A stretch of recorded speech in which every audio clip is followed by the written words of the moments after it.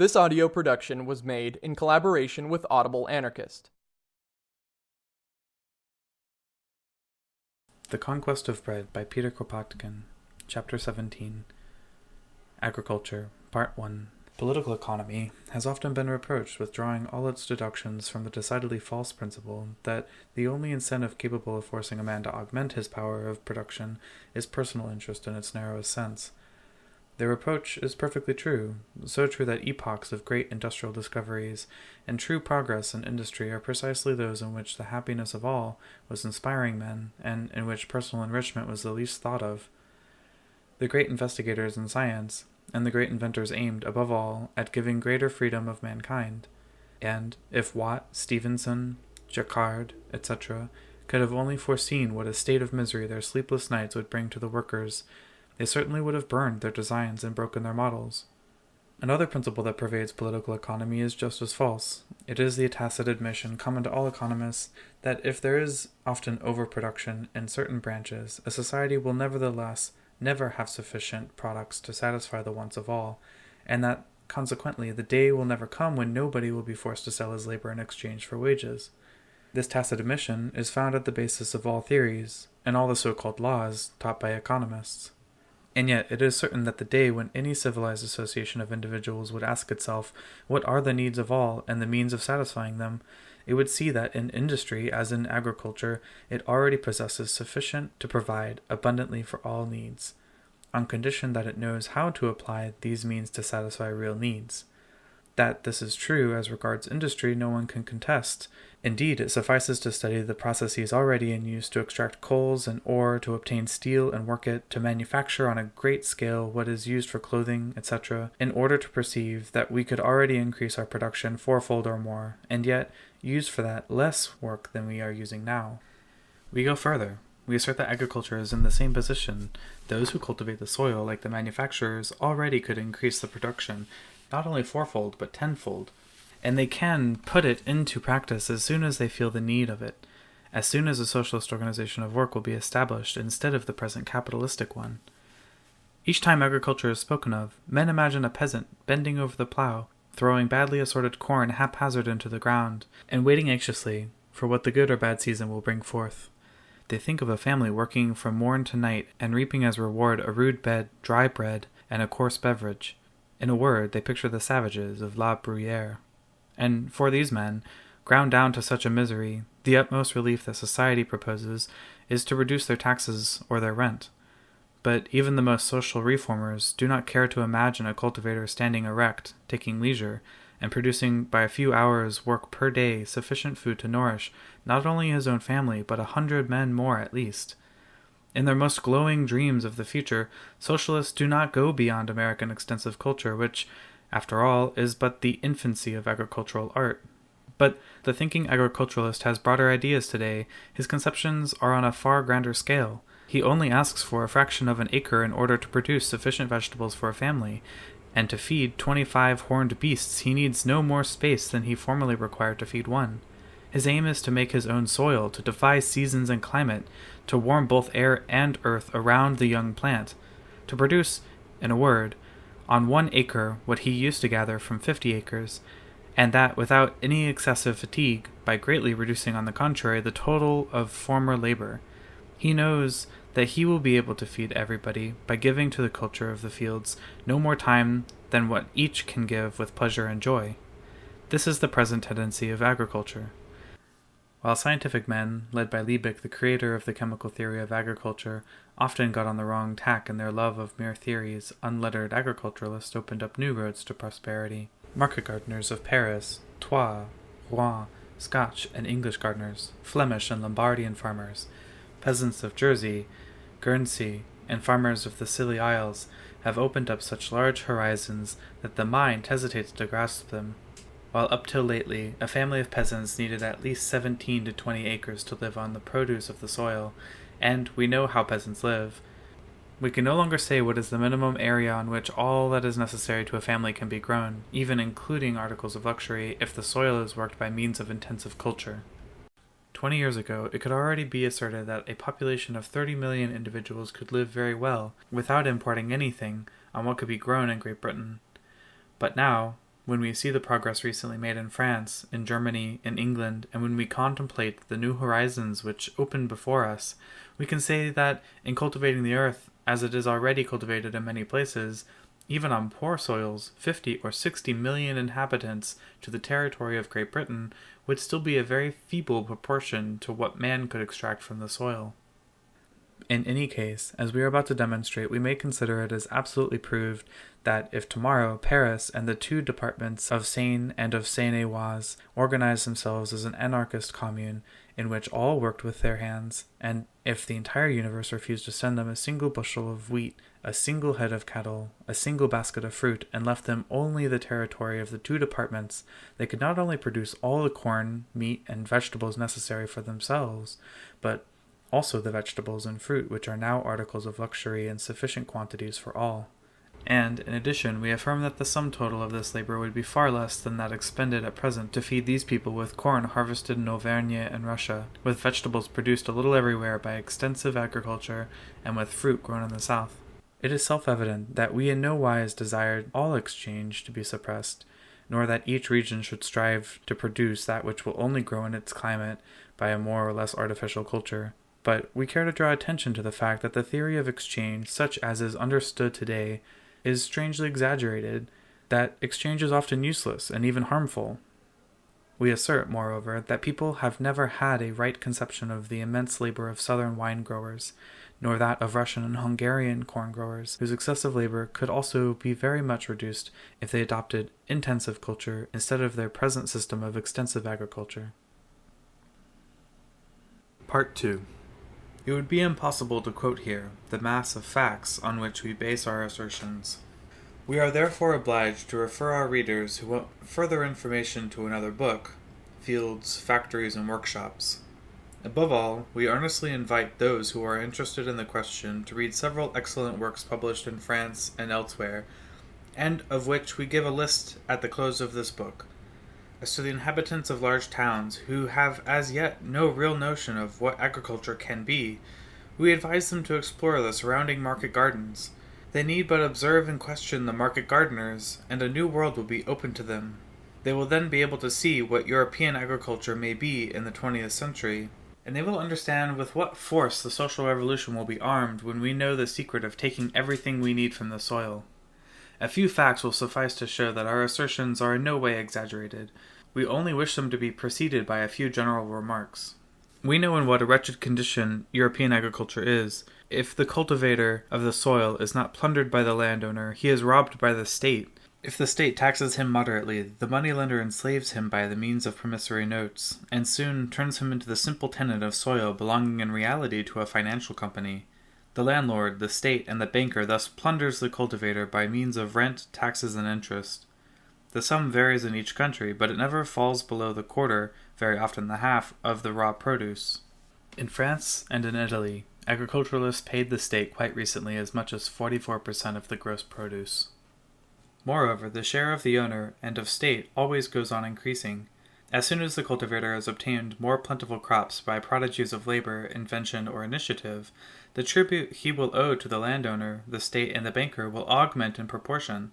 If he doubles the number of bushels reaped per acre, rent will be doubled, and taxes too, and the state will take care to raise them still more if the prices go up, and so on. In short, everywhere the cultivator of the soil works 12 to 16 hours a day. These three vultures take from him everything he might lay by. They rob him everywhere of what would enable him to improve his culture. This is why agriculture progresses so slowly.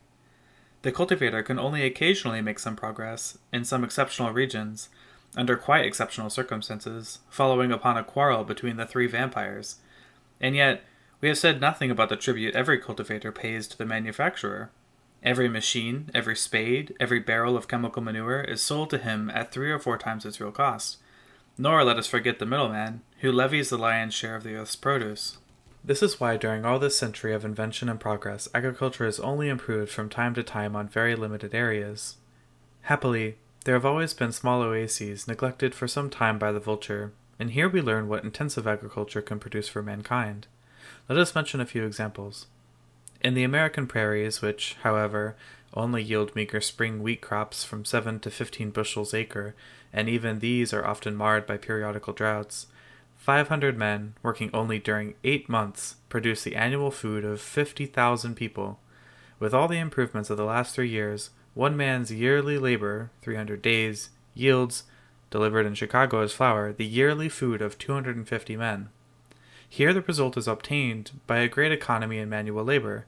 On those vast plains, plowing, harvesting, thrashing are organized in almost military fashion. There is no useless running to and fro, no loss of time. All is done with parade-like precision. This is agriculture on a large scale, extensive agriculture, which takes the soil from nature without seeking to improve it. When the earth has yielded all it can, they leave it. They seek elsewhere for a virgin soil, to be exhausted in its turn. But here is also intensive agriculture, which is already worked, and will be more and more so by machinery. Its object is to cultivate a limited space well, to manure, to improve, to concentrate work, and to obtain the largest crop possible. This kind of culture spreads every year, and whereas agriculturalists in the south of France and on the fertile plains of Western America are content with an average crop of 11 to 15 bushels per acre by extensive culture, they reap regularly 37, even 55, and sometimes 60 bushels per acre in the north of France. The annual consumption of man is thus obtained from less than a quarter of an acre. And the more intense the culture is, the less work is expended to obtain a bushel of wheat.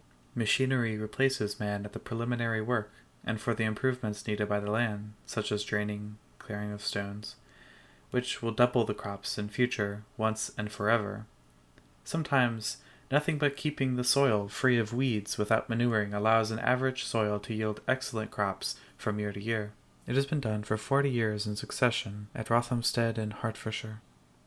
However, let us not write an agricultural romance, but be satisfied with a crop of 44 bushels per acre. That needs no exceptional soil, but merely a rational culture, and let us see what it means. The 3,600,000 individuals who inhabit the 2 departments of Seine and Seine-et-Oise consume yearly for their food a little less than 22 million bushels of cereals, chiefly wheat, and in our hypothesis, they would have to cultivate, in order to obtain this crop, 494,200 acres out of their 1,507,300 acres which they possess. It is evident that they would not cultivate them with spades. That would need too much time, 96 work days of 5 hours per acre. It would be preferable to improve the soil once for all, to drain what needed draining, to level what needed leveling, to clear the soil of stones were it even necessary to spend 5 million days of 5 hours in this preparatory work, an average of 10 work days to each acre. Then they would plow with the steam digger, which would take 1 3/5 of a day per acre, and they would give another 1 3/5 of a day for working with the double plow. Seeds would be sorted by steam instead of taken haphazard, and they would be carefully sown in rows instead of being thrown to the 4 winds. Now, all this work would not take 10 days of 5 hours per acre if the work were done under good conditions. But if 10 million work days are given to good culture during 3 to 4 years, the result will be that later on, crops of 44 to 55 bushels per acre will be obtained by only working half the time. 15 million work days will thus have been spent to give bread to a population of 3,600,000 inhabitants. And the work would be such that everyone could do it without having muscles of steel, or without having even worked the ground before. The initiative and the general distribution of work would come from those who know the soil. As for the work itself, there is no townsman of either sex so enfeebled as to be incapable of looking after machines, and of contributing his share to agrarian work after a few hours' apprenticeship. Well, when we consider that in the present chaos there are, in a city like Paris, without counting the unemployed of the upper class, there are always about 100,000 workmen out of work in their several trades, we see that the power lost in our present organization would alone suffice to give, with a rational culture, all the bread that is necessary for the 3 or 4 million inhabitants of the 2 departments. We repeat that this is no fancy dream, and we have not yet spoken of the truly intensive agriculture. We have not depended upon the wheat obtained in 3 years by Mr. Hallett, of which 1 grain replanted produced 5,000 or 6,000 and occasionally 10,000 grains, which would give us the wheat necessary for a family of 5 individuals on an area of 120 square yards. On the contrary, we have only mentioned that this is being already achieved by numerous farmers in France, England, Belgium, etc., and what might be done tomorrow with the experience and knowledge acquired already by practice on a large scale. But without a revolution, neither tomorrow nor after tomorrow will see it done, because it is not to the interest of landowners and capitalists, and because peasants, who would find their profit in it, have neither the knowledge, nor the money, nor the time to obtain what is necessary to go ahead. The society of today has not yet reached this stage, but let Parisians proclaim an anarchist commune, and they will of necessity come to it, because they will not be foolish enough to continue making luxurious toys which Vienna, Warsaw, and Berlin make as well already, and to run the risk of being left without bread. Moreover, agricultural work, by the help of machinery, would soon become the most attractive and the most joyful of all occupations. We have had enough jewelry and enough dolls' clothes, they would say. It is high time for the workers to recruit their strength in agriculture, to go in search of vigor, of impressions of nature, of the joy of life, that they have forgotten in the dark factories of the suburbs. In the Middle Ages, it was alpine pasture lands rather than guns which allowed the Swiss to shake off lords and kings. Modern agriculture will allow a city in revolt to free itself from the combined bourgeois forces. Part 3. We have seen how the 3.5 million inhabitants of the 2 departments round Paris could find ample bread by cultivating only a third of their territory. Let us now pass on to cattle. Englishmen, who eat much meat, consume on average a little less than 220 pounds a year per adult. Supposing all meat consumed were oxen, that makes a little less than a third of an ox. An ox a year for 5 individuals, including children, is already a sufficient ration. For 3.5 million inhabitants, this would make an annual consumption of 700,000 head of cattle. Today, with the pasture system, we need at least 5 million acres to nourish 660,000 head of cattle. This makes 9 acres per each head of horned cattle. Nevertheless, with prairies moderately watered by spring water, as recently done on thousands of acres in the southwest of France, 1.25 million acres already suffice. But if intensive culture is practiced, and beet root is grown for fodder, you only need a quarter of that area, that is to say about 310,000 acres. And if we have recourse to maize, and practice ensilage, the compression of fodder while green, like Arabs, we obtain fodder on an area of 217,500 acres. In the environs of Milan, where sewer water is used to irrigate the fields, fodder for 2 to 3 horned cattle per each acre is obtained on the area of 22,000 acres, and on a few favored fields up to 177 tons of hay to the 10 acres have been cropped, the yearly provender of 36 milk cows. Nearly 9 acres per head of cattle are needed under the pasture system, and only 2.5 acres for 9 oxen or cows under the new system. These are the opposite extremes in modern agriculture. In Guernsey, on a total of 9,884 acres utilized, nearly half, 4,695 acres, are covered with cereals and kitchen gardens. Only 5,189 acres remain as meadows. On these 5,189 acres, 1,480 horses, 7,260 head of cattle, 900 sheep, and 4,200 pigs are fed, which makes more than 3 head of cattle per 2 acres without reckoning the sheep or the pigs. It is needless to add that the fertility of the soil is made by seaweed and chemical manures. Returning to our 3.5 million inhabitants belonging to Paris and its environs, we see that the land necessary for the rearing of cattle comes down from 5 million acres to 197,000. Well then, let us not stop at the lowest figures. Let us take those of ordinary intensive culture. Let us liberally add to the land necessary for smaller cattle, which must replace some of the horned beasts, and allow 395,000 acres for the rearing of cattle, 494,000 if you like, on the 1,013,000 acres remaining after the bread has been provided for the people. Let us be generous and give 5 million work-days to put this land into a productive state. After having therefore employed in the course of a year 20 million workdays, half of which are for permanent improvements, we shall have bread and meat assured to us, without including all the extra meat obtainable in the shape of fowls, pigs, rabbits, etc., without taking into consideration that a population provided with excellent vegetables and fruit consumes less meat than Englishmen, who supplement their poor supply of vegetables by animal food. Now, how much do 20 million workdays of 5 hours make per inhabitant? Very little indeed. A population of 3.5 millions must have at least 1,200,000 adult men, and as many women capable of work. Well, then, to give bread and meat to all, it would need only 17 half-days of work a year per man. Add 3 million workdays, or double that number if you like, in order to obtain milk. That will make 25 workdays of 5 hours in all, nothing more than a little pleasurable country exercise to obtain the three principal products, bread, meat, and milk. The three products which, after housing, cause daily anxiety to 9/10 of mankind. And yet, let us not tire of repeating, these are not fancy dreams. We have only told what is, what been obtained by experience on a large scale. Agriculture could be reorganized in this way tomorrow if property laws and general ignorance did not offer opposition. The day Paris has understood that to know what you eat and how it is produced is a question of public interest. The day when everybody will have understood that this question is infinitely more important than all the parliamentary debates of the present times.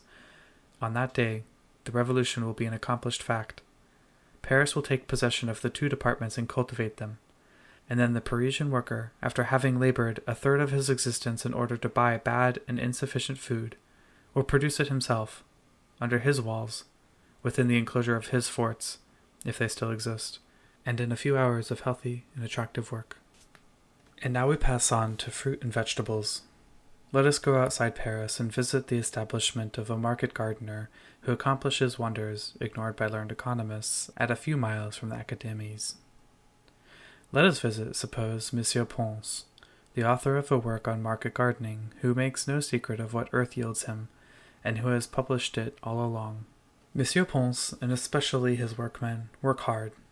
It takes 8 men to cultivate a plot a little less than 3 acres, 2.7. They work 12 and even 15 hours a day, that is to say 3 times more than is needed. 24 of them would not be too many. To which Monsieur Pons will probably answer that he pays the terrible sum of £100 rent a year for his 2.7 acres of land, and £100 for manure bought in the barracks he is obliged to exploit. He would no doubt answer, being exploited, I exploit in my turn. His installation has also cost him £1,200, of which certainly more than half went as tribute to the idle barons of industry. In reality, this establishment represents at most 3,000 workdays, probably much less. But let us examine his crops. Nearly 10 tons of carrots, nearly 10 tons of onions, radishes, and small vegetables, 6,000 heads of cabbage, 3,000 heads of cauliflower, 5,000 baskets of tomatoes, 5,000 dozen of choice fruit, 154,000 salads, in short, a total of 123 tons of vegetables and fruit to 2.7 acres, 120 yards long by 109 yards broad, which makes more than 44 tons of vegetables to the acre. But a man does not eat more than 660 pounds of vegetables and fruit a year, and 2.5 acres of a market garden yield enough vegetables and fruit to richly supply the table of 350 adults during the year. Thus 24 persons employed a whole year in cultivating 2.7 acres of land, and only 5 working hours a day would produce sufficient vegetables and fruit for 350 adults, which is equivalent at least to 500 individuals. To put it another way, in cultivating like Monsieur Pons, and his results have already been surpassed, 350 adults should each give a little more than 100 hours a year, 103, to produce vegetables and fruit necessary for 500 people. Let us mention that such a production is not the exception. It takes place under the walls of Paris, on an area of 2,220 acres, by 5,000 market gardeners. Only these market gardeners are reduced nowadays to a state of beasts of burden, in order to pay an average rent of £32 per acre. But do not these facts, which could be verified by every one, prove that 17,300 acres, of the 519,000 remaining to us, would suffice to give all necessary vegetables as well as a liberal amount of fruit to the 3.5 million inhabitants of our 2 departments? As to the quantity of work necessary to produce these fruits and vegetables, it would amount to 50 million workdays of 5 hours, 50 days per adult male, if we measure by the market gardener's standard of work. But we could reduce this quantity if we had recourse to the process in vogue in Jersey and Guernsey. We must also remember that the Paris market gardener is forced to work so hard because he mostly produces early season fruits, the high prices of which have to pay for fabulous rents, and that this system of culture entails more work than is necessary for growing the ordinary staple food vegetables and fruit. Besides, the market gardeners of Paris, not having the means to make a great outlay on their gardens, and being obliged to pay heavily for glass, wood, iron, and coal, obtain their artificial heat out of manure, while it can be had at much less cost in hothouses. Part 4. The market gardeners, we say, are forced to become machines and to renounce all joys of life in order to obtain their marvelous crops. But these hard grinders have rendered a great service to humanity in teaching us that the soil can be made. They make it with old hotbeds of manure, which have already served to give us the necessary warmth to young plants and to early fruit, and they make it in such great quantity that they are compelled to sell it in part, otherwise it would raise the level of their gardens by 1 inch every year. They do it so well, so Barral teaches us in his Dictionary of Agriculture, in an article on market gardeners, that in recent contracts, the market gardener stipulates that he will carry away his soil with him when he leaves the bit of ground he is cultivating. Loam carried away on carts with furniture and glass frames. That is the answer of practical cultivators to the learned treatise of Ricardo, who represented rent as a means of equalizing the natural advantages of the soil. Quote, "The soil is worth what the man is worth." That is the gardener's motto. And yet the market gardeners of Paris and Rouen labor 3 times as hard to obtain the same results as their fellow workers in Guernsey or in England. Applying industry to agriculture, these last make their climate in addition to their soil by means of the greenhouse. 50 years ago, the greenhouse was the luxury of the rich. It was kept to grow exotic plants for pleasure. But nowadays, its use begins to be generalized. A tremendous industry has grown up lately in Guernsey and Jersey, where hundreds of acres are already covered with glass, to say nothing of the countless small greenhouses kept in every little farm garden. Acres and acres of greenhouses have lately been built also at Worthing, 103 acres in 1912, in the suburbs of London, and in several other parts of England and Scotland. They are built of all qualities, beginning with those which have granite walls down to those which represent mere shelters made in planks and glass frames, which cost, even now with all the tribute paid to capitalists and middlemen, less than 3 shillings 6 pennies per square yard under glass. Most of them are heated for at least 3 of 4 months every year, but even the cool greenhouses, which are not heated at all, give excellent results. Of course, not for growing grapes and tropical plants, but for potatoes, carrots, peas, tomatoes, and so on. In this way, man emancipates himself from climate, and at the same time he avoids also the heavy work with the hotbeds, and he saves both in buying much less manure and in work. 3 men to the acre, each of them working less than 60 hours a week, produce on very small spaces what formerly requires acres and acres of land. The result of all of these recent conquests of culture is that if 1/2 only of the adults of a city gave each about 50 half-days for the culture of the finest fruit and vegetables out of season, they would have all the year round an unlimited supply of that sort of fruit and vegetables for the whole population. But there is a still more important fact to notice. The greenhouse has nowadays a tendency to become a mere kitchen garden under glass, and when it is used to such a purpose, the simplest plank and glass unheated shelters already give fabulous crops, such as, for instance, 500 bushels of potatoes per acre as their first crop, ready by the end of April. After which, a second and third crop are obtained in the extremely high temperatures, which prevail in the summer under glass. I gave in my fields, factories, and workshops most striking facts in this direction. Sufficient to say here that at Jersey, 34 men with 1 trained gardener only cultivate 13 acres under glass, from which they obtain 143 tons of fruit and early vegetables, using for this extraordinary culture less than 1,000 tons of coal. And this is done now in Guernsey and Jersey on a very large scale, quite a number of steamers constantly plying between Guernsey and London only to export the crops of the greenhouses. Nowadays, in order to obtain that same crop of 500 bushels of potatoes, we must plow every year a surface of 4 acres, plant it, cultivate it, weed it, and so on, whereas with the glass, even if we shall have to give perhaps to start half a day's work per square yard in order to build the greenhouse, we shall save afterwards at least 1/2 and probably 3/4 of the yearly labor required formerly. These are facts, results which everyone can verify himself, and these facts are already a hint as to what man could obtain from the earth if he treated it with intelligence. Part 5. In all the above, we have reasoned upon what already withstood the test of experience: intensive culture of the fields, irrigated meadows, and the hothouse, and finally, the kitchen garden under glass, are realities. Moreover, the tendency is to extend and to generalize these methods of culture, because they allow of obtaining more produce with less work and with more certainty.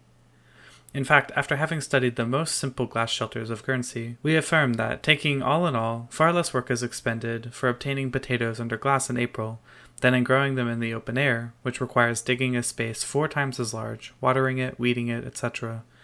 Work is likewise economized in employing a perfected tool or machine, even when an initial expense has to be incurred to buy the tool. Complete figures concerning the culture and common vegetables under glass are still wanting. This culture is of recent origin, and is only carried out on small areas. But we have already figures concerning the 50 years old culture of early season grapes, and these figures are conclusive. In the north of England, on the Scotch frontier, where coal only costs 3 shillings a ton at the pit's mouth, they have long since taken to growing hothouse grapes.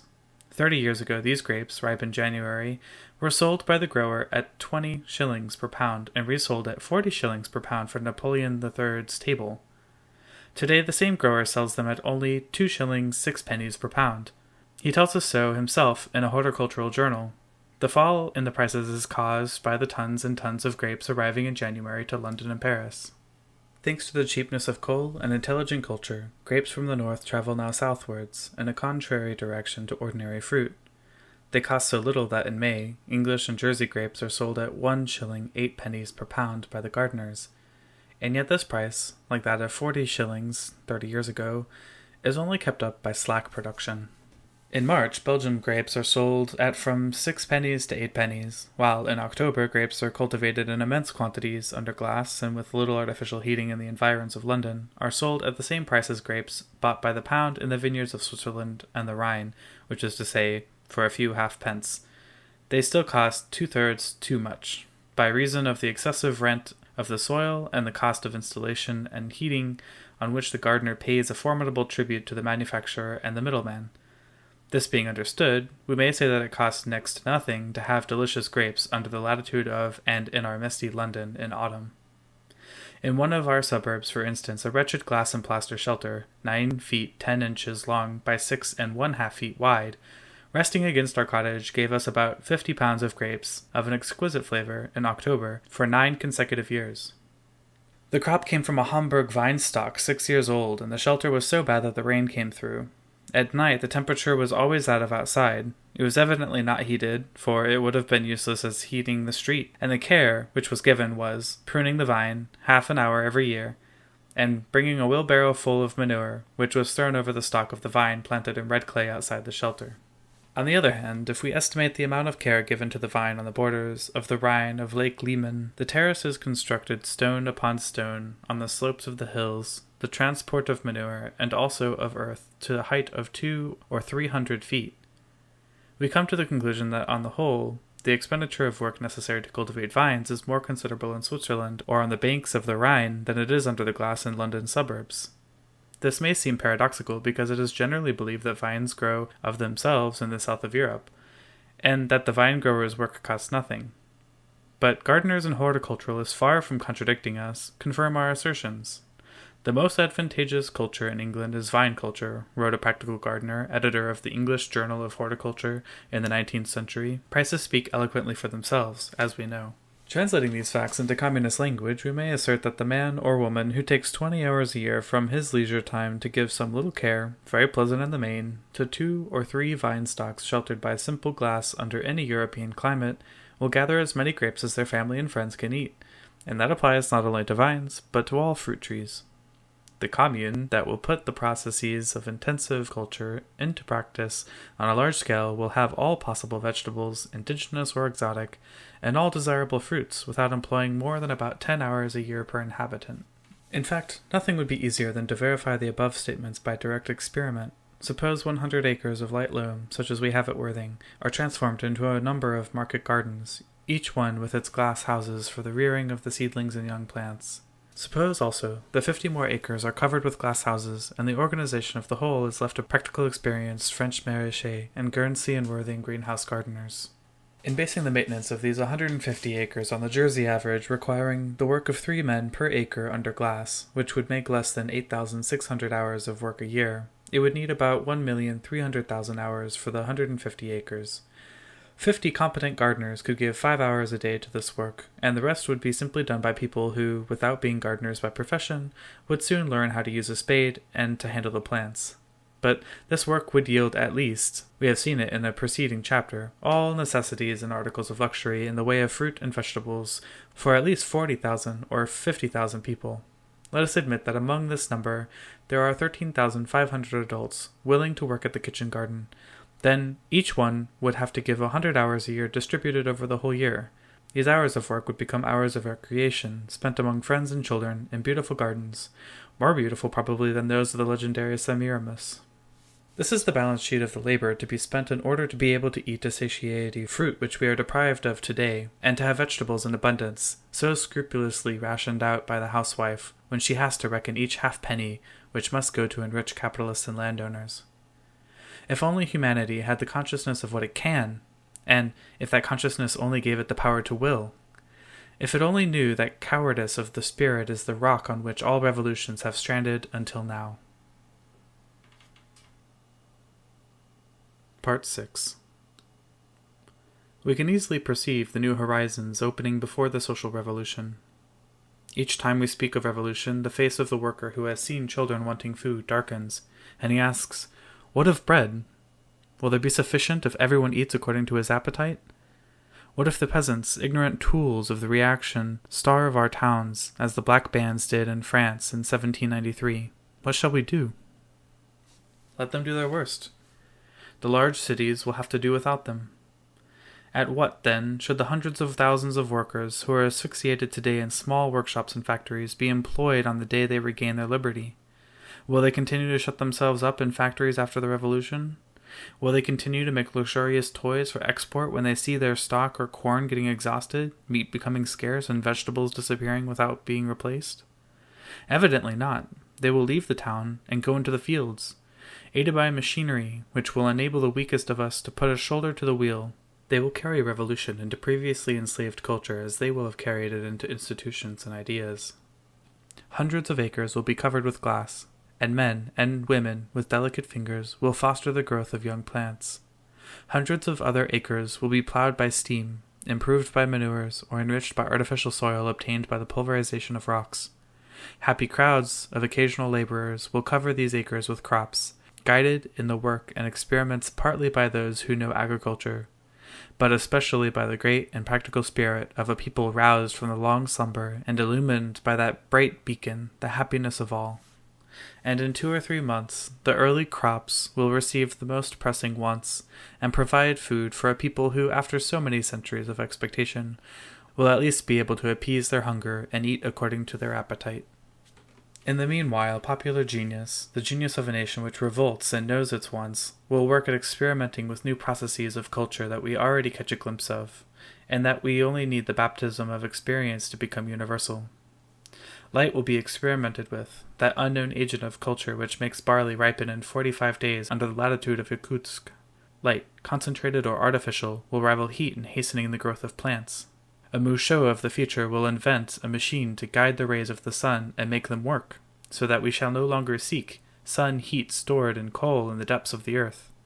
They will experiment the watering of the soil with cultures of microorganisms, a rational idea conceived but yesterday, which will permit us to give to the soil those little living beings necessary to feed the rootlets, to decompose and assimilate the component parts of the soil.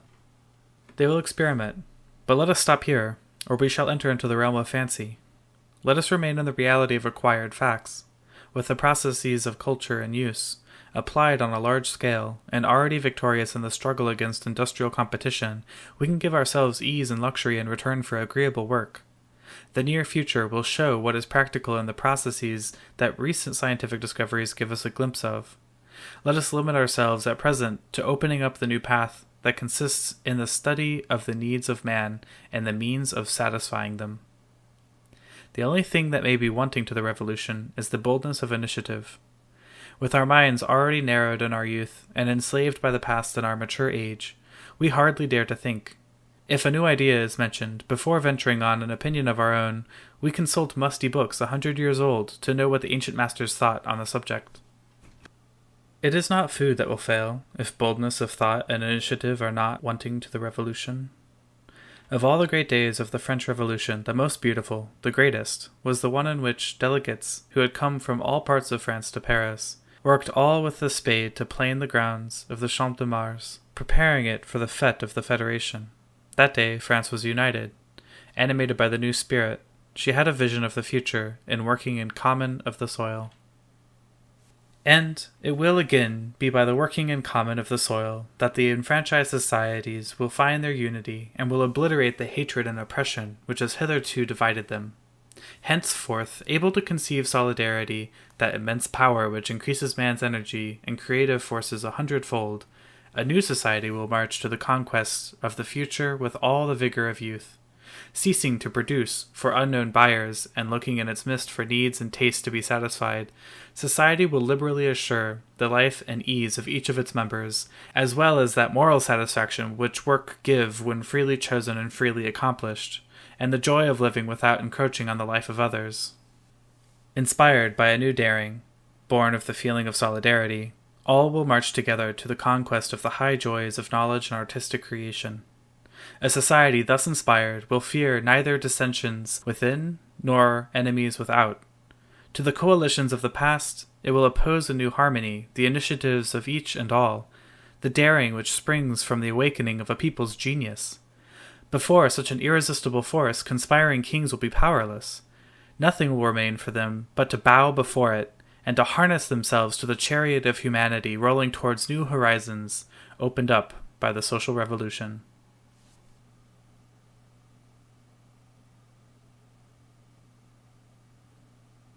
End of chapter 17. End of The Conquest of Bread by Peter Kropotkin. This has been a production of Audible Anarchist. You can find more Audible Anarchist on YouTube.